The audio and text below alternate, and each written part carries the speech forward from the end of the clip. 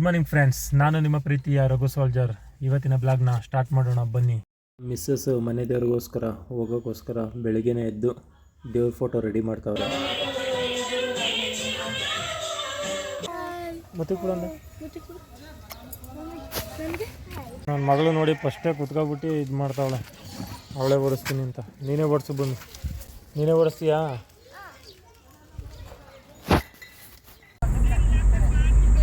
ಹೇಳ್ಬಾರ,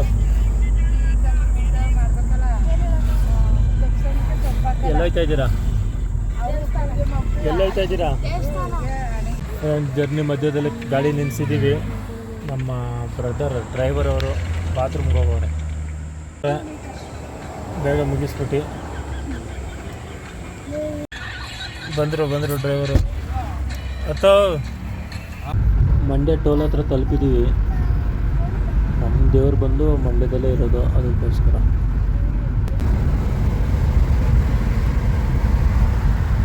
ಸಕ್ಕರೆಯ ನಾಡು ಮಂಡ್ಯಕ್ಕೆ ಎಂಟ್ರಿ ಕೊಡ್ತಾಯಿದ್ದೀವಿ. ಸ್ವಲ್ಪ ದೂರನೇ ನಮ್ಮ ದೇವಸ್ಥಾನ ಬಂದು. ಸಿಟಿ ಬರ್ತಾ ಇದ್ದಂಗೆ, ಮಂಡ್ಯ ಬರ್ತಾ ಇದ್ದಂಗೆ ಅವರೆಲ್ಲ ಸಣ್ಣ ರೂಪಲ್ಲಿ ಬರೀ ಆಟ ಆಡೋಕ್ಕೆ ಆಯ್ತವ್ರು. ಬೀದಿ ಅಂತ ಹೇಳಿದ್ರು ಕೇಳಲ್ಲ. ನಿದ್ದೆ ಮಾಡಿ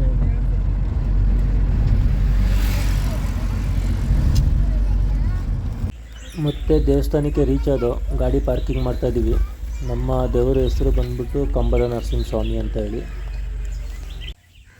ಬಾ ಎತ್ಕೊಂಬ.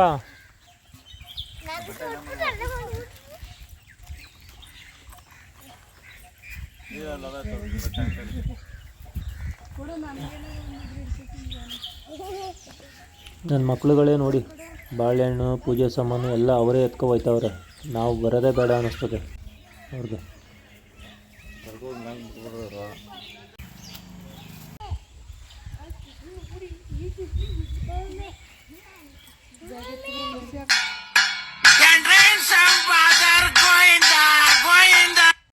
ಎಲ್ಲ ಬಿದ್ದೋಯ್ತವೆ ಬಾಳೆಹಣ್ಣುಗಳು.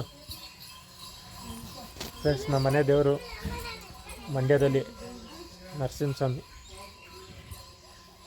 ಇಲ್ಲಿಗೆ ಬರ್ತಾ ಇರೋದು ಫ್ಯಾಮಿಲಿ ಎಲ್ಲ.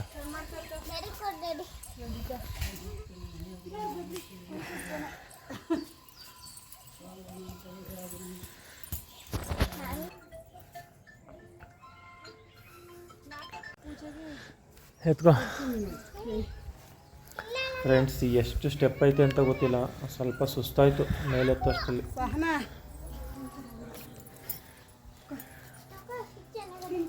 ಅಮ್ಮ ತಾತ ಮುತ್ತಾತ ಆಗಿನ ಕಾಲದಿಂದ ಮಂಡ್ಯದಲ್ಲಿ ಇರೋದು ಫ್ರೆಂಡ್ ಈ ದೇವಸ್ಥಾನ.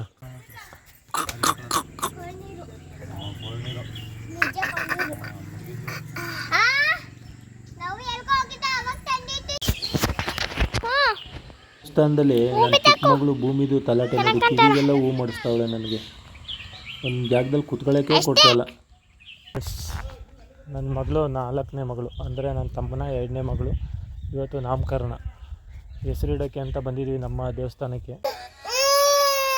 ನಮ್ಮ ಮನೆ ದೇವರು ಕಂಬದ ನರಸಿಂಹಸ್ವಾಮಿ ಅಂತೇಳಿ ಪೂಜೆ ಕೂರ್ಸವ್ರೆ ನನ್ನ ತಮ್ಮನು ಮತ್ತು ನನ್ನ ಮಗಳನ್ನೂ.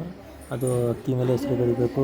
ನರಸಮ್ಮ ಅಂತ ದೇವ್ರ ಹೆಸರು, ಆದರೆ ಅವ್ರದ್ದು ಹೆಸರು ಬಂದು ಪ್ರಜ್ಞಾ ಅಂತ ನಾವು ಕೊಡ್ತಾ ಇರೋದು.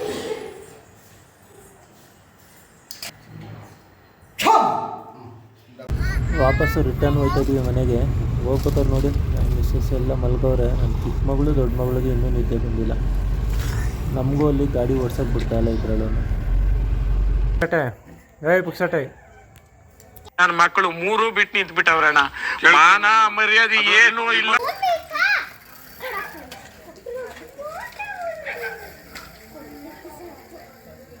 ಫ್ರೆಂಡ್ಸ್, ಹಂಗೆ ನೋಡಿ ಈ ವಯಸ್ಸಿಗೆ ಆ ಮಕ್ಕಳು ನೋಡಿ, ಚಿಕ್ಕ ಮಕ್ಕಳು, ನನ್ನ ಮಗಳು ಸೇರ್ಕೊಂಡವಳೆ. ಆ ಹುಡುಗನಿಗೆ ಹೆಂಗೆ ರ್ಯಾಗಿಂಗ್ ಮಾಡ್ತಾವ್ರೆ ನೋಡಿ.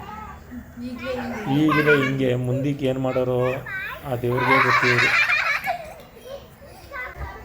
ಬನ್ನಿ ಫ್ರೆಂಡ್ಸ್, ಅವ್ರು ಆಟ ಆಡ್ತಾ ಇರಲಿ ಮಕ್ಕಳು. ನಾವು ನಮ್ಮ ಧರ್ಮಪತ್ನಿ ಏನು ಮಾಡ್ತಾವ್ರೆ ನೋಡೋದ. ಎಂತ ಏನು ಮಾಡ್ತಾ ಇದೀಯಾ? ಏಕೆ?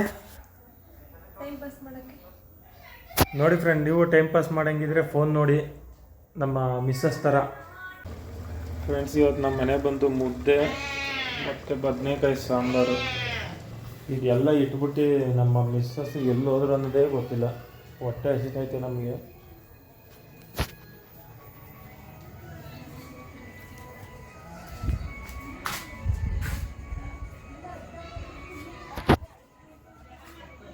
ಹೊರಗಡೆ ಮೊಬೈಲ್ ಇಟ್ಕೋಬೇಕಾಗಿಲ್ಲ, ಎಲ್ಲ ದೊಡ್ಡವ್ರು ನಿಂತವ್ರೆ, ಮೀಟಿಂಗ್ ಮಾಡ್ತಾವಳೆ ಎಲ್ಲರ ಜೊತೆಲಿ. ಇದು ಹೊಟ್ಟೆ ಹಸಿತೈತೆ ಅಂದರೆ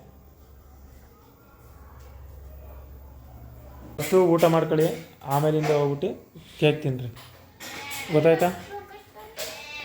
ಕೇಕ್ ಒಂದೇ ಪೀಸ್ ಕೊಡೋದು ಕಣವ ಅವರು. ಫಸ್ಟು ಹೊಟ್ಟೆ ತುಂಬ ಊಟ ಮಾಡಿ, ನಿಮಗೆ ಫುಲ್ಲು ಕೇಕ್ ರೌಂಡ್ ಫುಲ್ಲು ಎಲ್ಲ ಕೊಟ್ಟು ಕಳಿಸ್ತಾರಾ? ಫಸ್ಟು ಊಟ ಮಾಡ್ಕೊಳ್ಳಿ, ಊಟ ಮಾಡಿಬಿಟ್ಟು ಹೋಗಿ. ಸ್ವಲ್ಪ ಸ್ವಲ್ಪ ಅಲ್ಲ, ಜಾಸ್ತಿ ಜಾಸ್ತಿ ಊಟ ಮಾಡಿ.